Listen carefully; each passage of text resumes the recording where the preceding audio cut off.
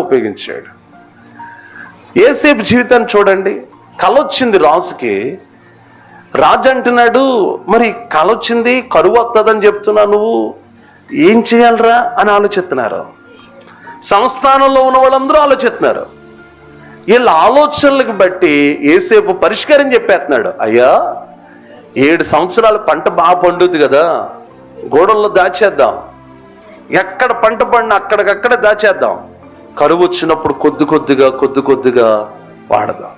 ఆ తెలివిని బట్టే కదండి, ఆ జ్ఞానాన్ని బట్టే కదండి గొలుసు తీసి మెళ్ళ వేసాడు. ఎవరికే?